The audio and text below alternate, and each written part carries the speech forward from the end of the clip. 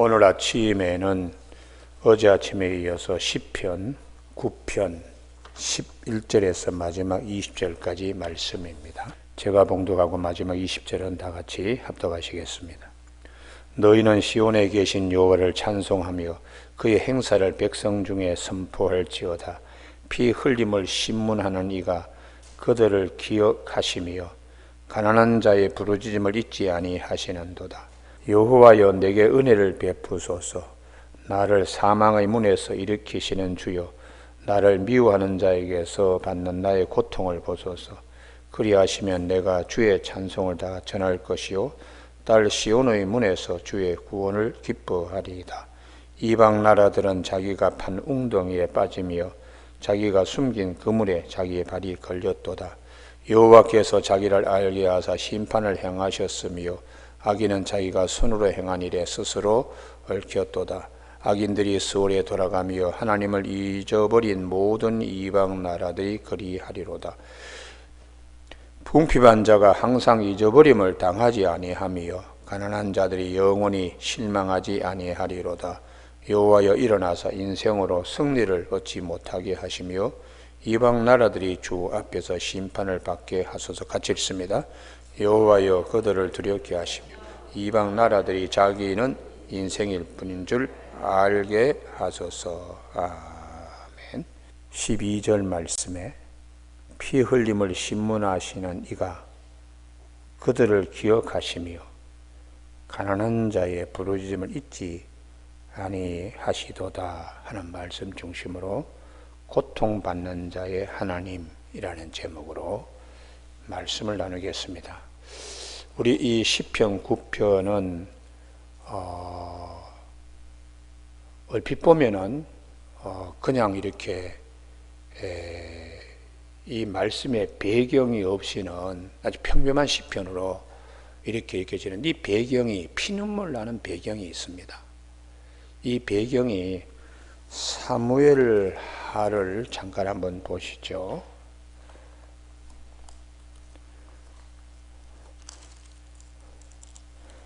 사무엘하 18장요.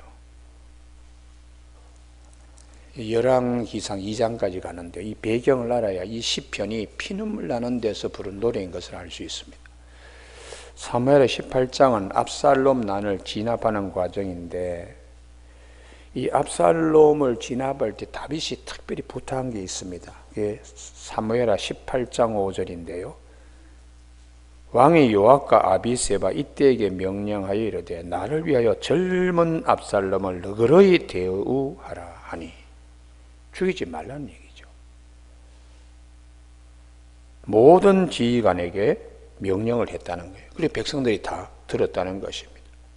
그런데 18장 9절에 압살롬을 생포하게 되는 그런 기회가 있는데 그 생포하기 전에 사람들이 엄청나게 서로 양편에서 싸우다 죽었다는 겁니다. 8절 그 땅에서 사면으로 퍼져 싸웠으므로 그날의 수풀에서 죽은 자가 칼에 죽은 자보다 많았더라.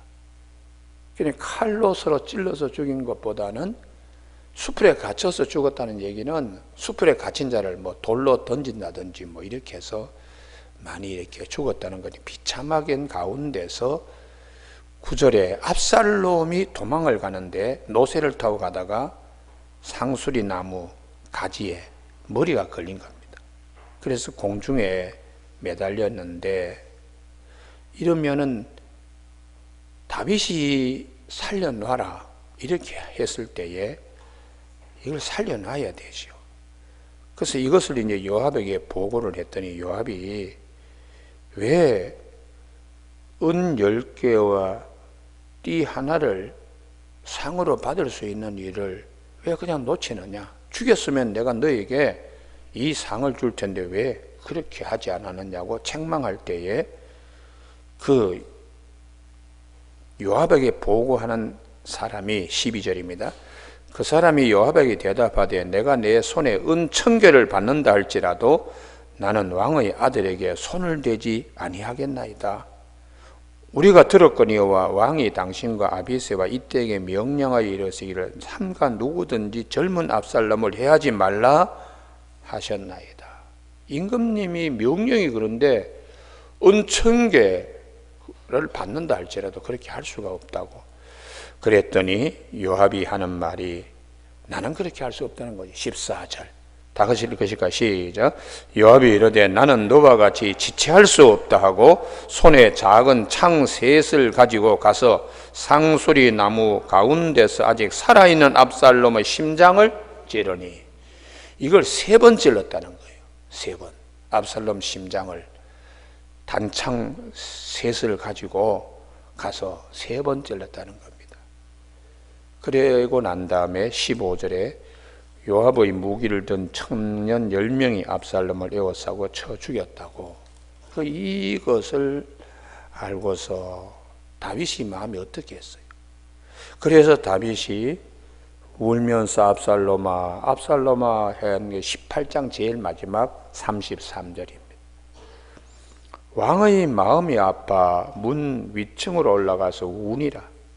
그가 올라갈 때 말하기를 내 아들 압살롬아, 내 아들 압살롬아, 차라리 내가 너를 대신하여 죽었다면 압살롬 내 아들아 하였더라.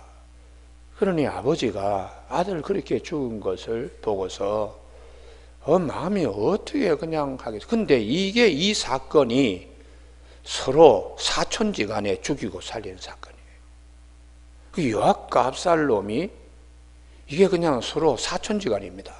그러니까 이 다윗의 집안 배경을 우리가 이걸 알면은 서로 가까운 자들입니다. 다 가까운 자들인데 이런 이제 일들이 있게 되었습니다. 그래서 이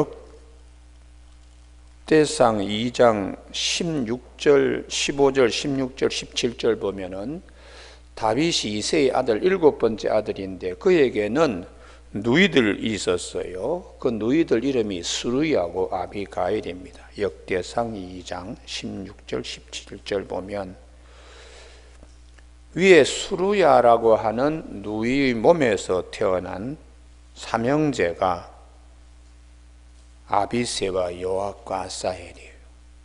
그리고 다른 누이 아비가일의 몸에서 태어난 자가 이제 아마사. 그럼 다윗의 아들은 이 요압과 서로 사촌지간이잖아요. 그렇게 되니까 서로 그냥 집안 식구끼리 지금 싸움을 하고 있는 격이 됩니다. 거기에 특별히 이 아비가일의 낳은 아마사하고 또 요압과는 서로 이종사촌이에요. 서로. 근데 여기서도 요압이 또 아마사를 나중에 죽입니다. 그래서 이러한 역사적인 배경 가운데서 서로 압살롬 난이 없었을 때는 서로 친척들이죠. 친척들로 다윗의 그 왕국을 세워가야 되는데 이 압살롬 난으로 쫙 서로 혈육끼리 지금 갈라져서 죽이고 살리고 뭐 이렇게 지금 하고 있습니다. 그래서 다윗이 아들 압살롬은 생포하지 마라.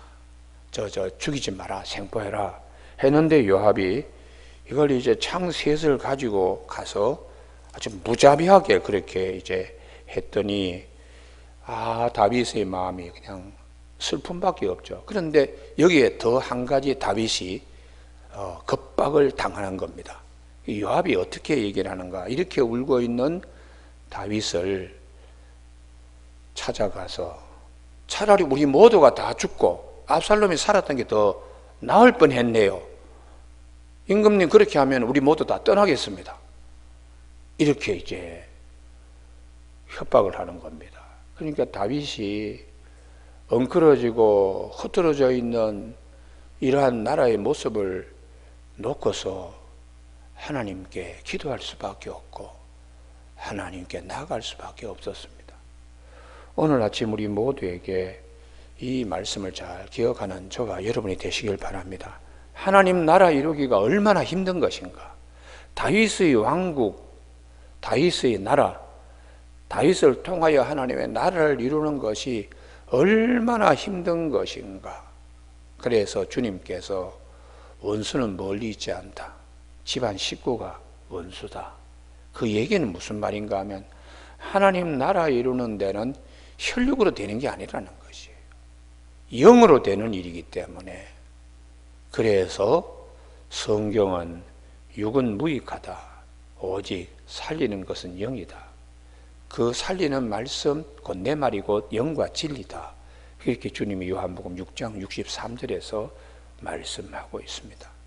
하나님의 나라는 육으로 이루어지는 것이 아닙니다. 하나님의 나라는 영으로 이루어지기 때문에 영적으로 서로 맞아야 되는 거예요. 아무리 형제지간이라도 교회 함께 봉사하지 못할 때가 있습니다. 저 멀리 전혀 그냥 생소한 사람인데도 형제 이상으로 교회를 충성스럽게 잘 이끌어가는 경우가 너무나 많습니다. 그건 뭘 말하는가 하면은 대단히 중요한 영적 공동체라는 거예요. 육적 공동체. 그런데 예수님의 제자 가운데 절반은 형제들이 다 제자가 되었습니다.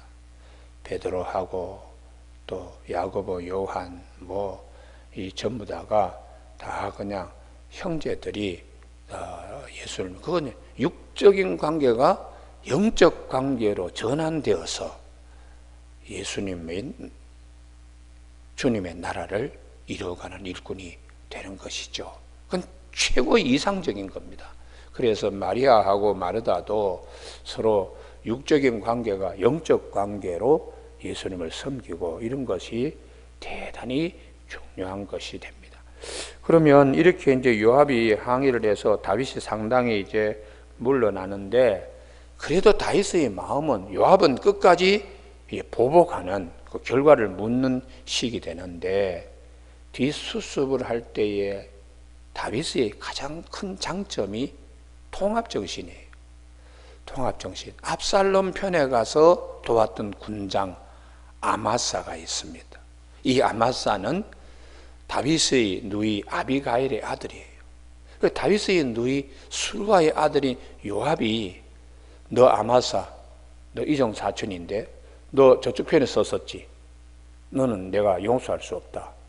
그래서 요압이 아마사를 죽여요. 다윗은 아마사를 용서합니다. 그래서 사무엘하 19장 13절을 주목해야 돼요. 사무엘하 19장 13절에 보면 난을 수습하고 난 다음에 압살롬을 도왔던 아마사 군대 장관을 불러가지고 사무엘하 19장 13절에 너희는 또 아마사에게 이르기를 너는 내 고륙이 아니냐, 내가 요압을 이어서 항상 내 앞에서 지휘관이 되지 아니하면 하나님이 내게 벌 위에 벌을 내리시기를 바라노라 하셨다고 이렇게 전하라고 해요. 그러면 아마사 입장에서 너무 고마운 거죠.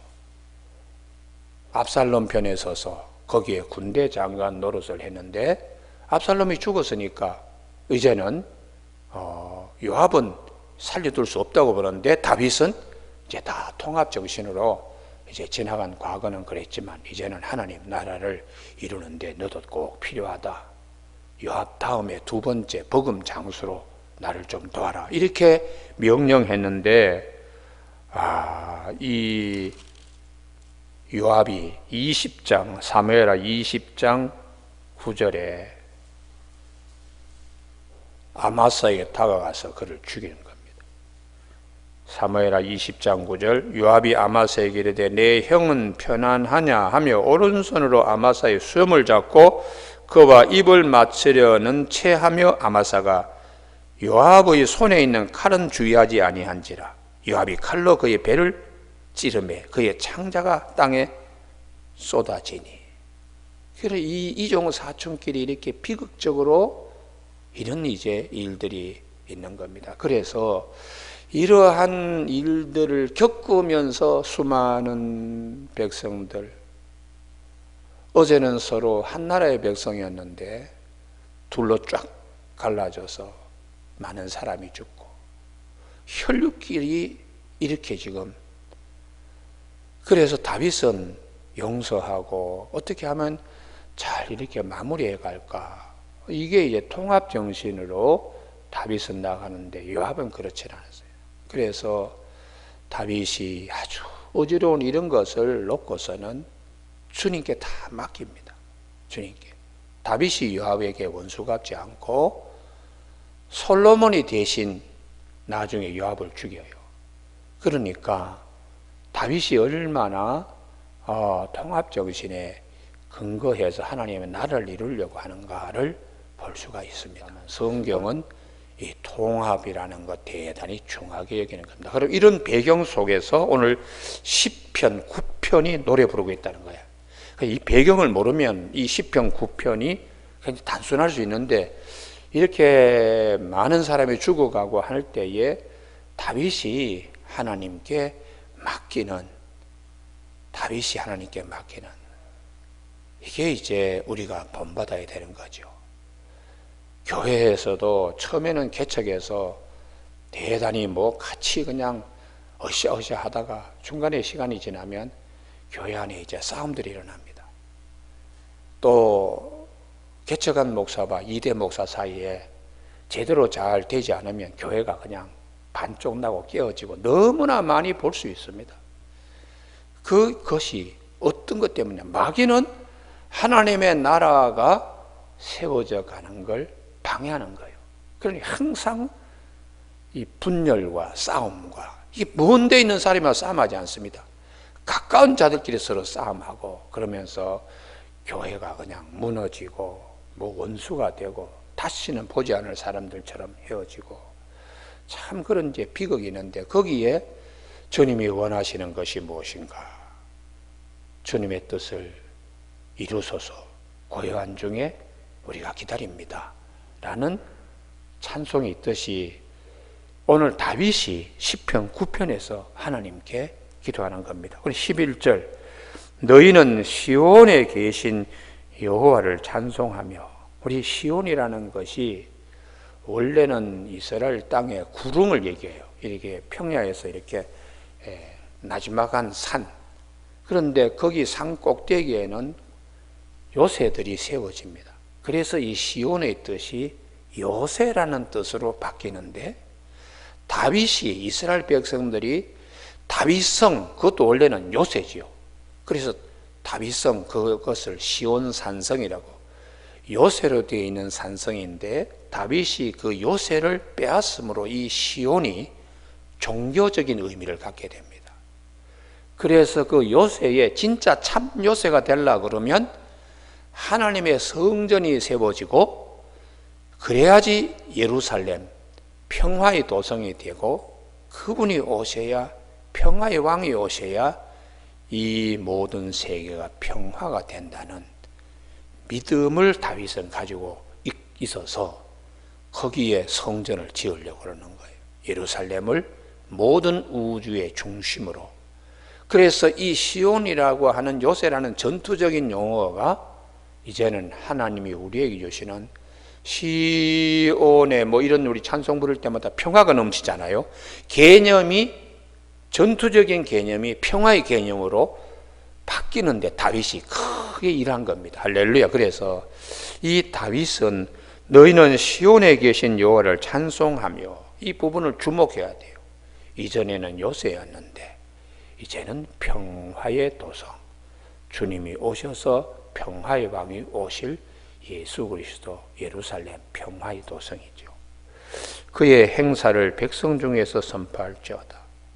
그분이 오셔서 뭘 하시는가? 12절 피 흘림을 신문하시는 이가 사람을 죽이고 죽어가는 그런 일들을 신문 이게 이제 우리로 볼 때는 이 단어가 굉장히 맞지 않다고 저는 봅니다. 따라쉬라는 것인데 찾는 그런 뜻입니다. 찾는 사냥꾼이 사냥감을 찾듯이 사사치 다 이렇게 살피는 그런 뜻입니다. 그럼 거기 앞에 10절에 여호와여 주의 이름을 아는 자는 주를 의지하오리니 이는 주를 찾는 자들을 꼭 같은 단어입니다. 따라시. 그러니까 어려운 자들이 주님 어디 있어?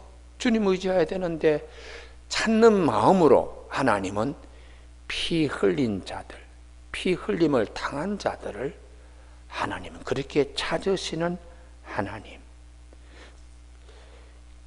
그들을 기억하시며 죽어나간 사람들을 기억하시는 하나님입니다. 사무엘하 18장, 19장, 20장 우리가 조금 전에 말씀드린 대로 많은 사람이 죽어갔습니다. 압살롬 난으로 서로 친인척끼리 그냥 죽이고 살리고 이런 일들이 있었는데 그걸 하나님이 다 보시는 거죠. 하나님의 마음이 어떨까요? 다윗이 압살롬이 죽었을 때 그 슬퍼하는 그 마음 이상으로 하나님의 마음을 생각하게 하는 말씀이죠. 가난한 자의 부르짖음을 잊지 아니하시도다. 가난하는 곧이 난해주에 보시면 겸비함인데 이게 이제 아나임이라고 하는 히브리어인데요.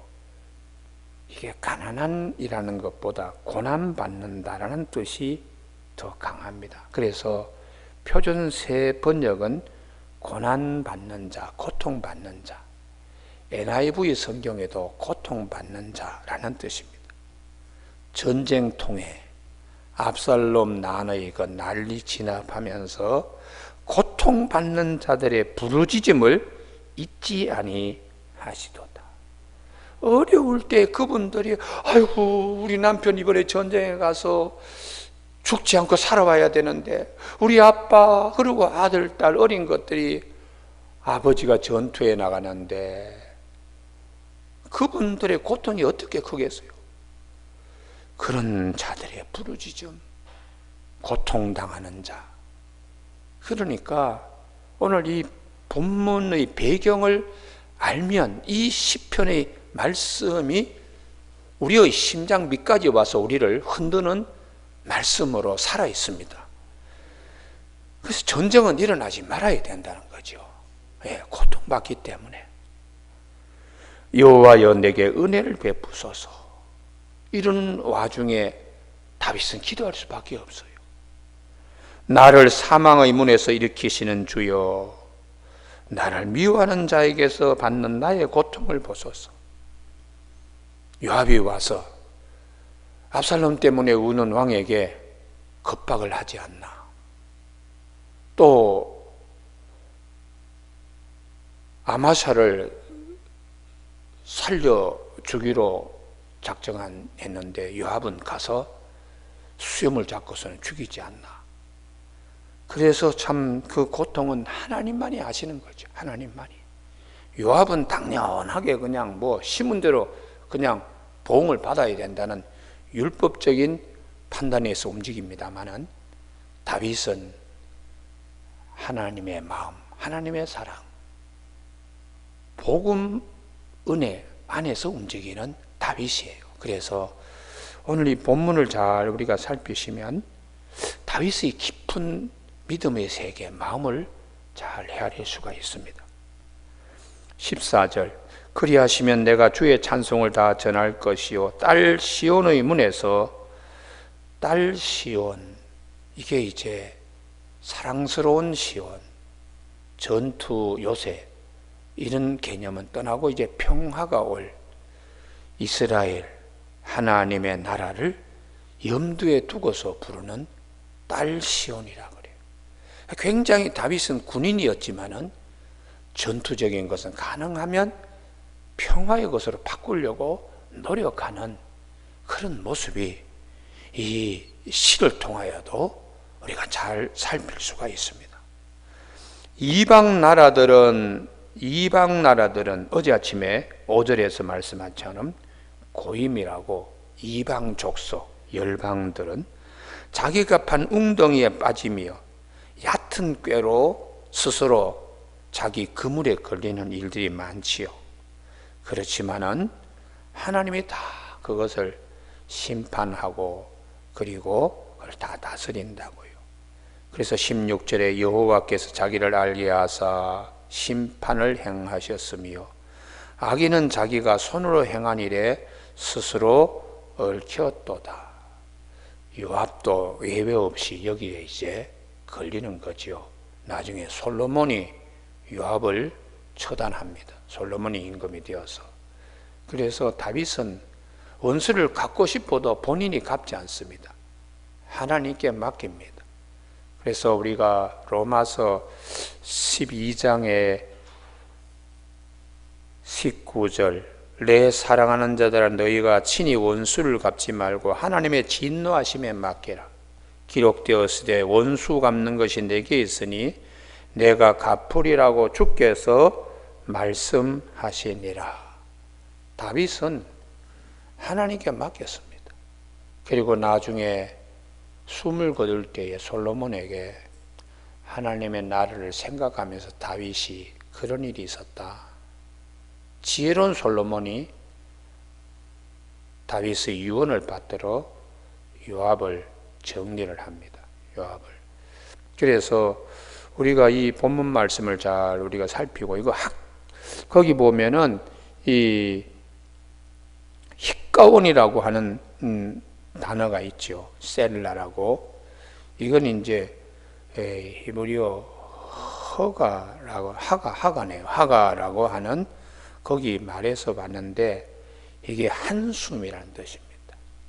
얼마나 힘들고 어려우면 이 노래를 부를 때에 나지막하게 이렇게 저음으로 부르는 노래예요. 그러니까 좀 슬퍼하면서 어려운 일을 가지고 크게 부러질 수도 있는데, 아들이 죽었을 때는 압살롬을 이름을 크게 불렀는데 하나님께 나아가서 하나님께 맡길 때 기도는 저음으로 중얼거리며 지금 읊조리고 있는 형태입니다. 악인들이 서울로 돌아가며 하나님을 잊어버린 모든 이방 나라들이 그리하리로다. 하나님께 이런 역사적인 이제 계시를 통하여 심판을 받게 되고, 18절 궁핍한 자는 항상 잊어버림을 당하지 아니하며 어려움을 겪는 자는 하나님이 다 기억하신다고. 그 위에 하나님을 잊어버린 나라는 없어지지만 어려운 가운데도 하나님께 기도하고 하나님께 맡기는 궁핍한 자는 하나님이 절대로 잊어버리지 아니하신다. 이게 이제 다윗의 믿음이십니다. 가난한 자들이 영원히 실망하지 아니하리로다. 고통을 받는 자, 이런 자는 하나님이 그 고통 뒤에 슬픔이 변하여 춤이 되게 하시고 기쁨으로, 오늘의 한숨이 내일의 기쁨으로 띠띠운 일들이 되게 하나님은 하시는 것입니다. 여호와여 일어나사 인생으로 승리를 얻지 못하게 하시며 얕은 깨로 하나님의 뜻을 저버리고 전투를 하는 자, 서로 싸움하고 죽이고 하는 자들, 그들은 승리를 얻지 못하게, 전쟁은 여호와께 속한 것이기 때문에 이방인들이 주 앞에서 심판을 받게 하소서. 여호와여 그들을 두렵게 하시며 이방 나라들이 자기는 인생일 뿐인 줄을 알게 하소서. 모든 것이 다 하나님의 손안에 있다는 것을 깨닫게 하시는 말씀입니다. 오늘 아침에 이 시편 9편 11절 이하에 내 길을 여호와께 맡기라, 그를 의지하면 그가 이루시고 라는 시편 37편 5절의 말씀이 있어요. 살면서 눈에 피눈물 나는 일들이 얼마나 많습니까? 곱게 길러서 의좋게 잘 지내기를 바라던 자식들끼리 나중에 싸움하고 유산 상속 때문에 법정에 사회에 손가락질 당하고 그런 일이 비일비재합니다. 하나님의 나라, 평화의 나라, 다윗이 어려운 가운데도 그것을 염두에 두고서 하나님께 맡기면서 기도했습니다. 다윗이 힘이 없는 것이 아닙니다. 얼마든지 동원해서 할 수 있습니다. 해결할 수 있습니다. 그러나 통합과 평화를 생각하면서 하나님께 맡기고 하나님이 이루어 주실 것을 믿기 때문에 우리는 임금 중에 임금이 다윗이라는 것이죠. 그래서 이 마태복음 1장에 아브라함과 다윗의 후손 예수 그리스도의 족보라 그러면서 이제 아브라함과 다윗을 마태복음 1장 제일 앞에다가 전진배치하고 있습니다. 우리 믿음의 뿌리를 잘 기억하는 아침이 되고 다윗과 같이 하나님의 나라를 사모하는 믿음이 다 되기를 주님의 이름으로 축복합니다. 기도하시겠습니다. 하나님 아버지, 오늘 시편 9편 11절 이하의 역사적인 배경, 압살롬 난을 진압하면서 일어나는 여러 가지 살육 현장 가운데서 다윗은 평화와 용서와 화합을 염두에 두고 하나님의 나라를 구가하며 희망하며 소망하며 불렀던 이 말씀을 잘 기억할 수 있는 아침 되게 하여 주시옵소서. 예수님 이름으로 기도드립니다. 아멘.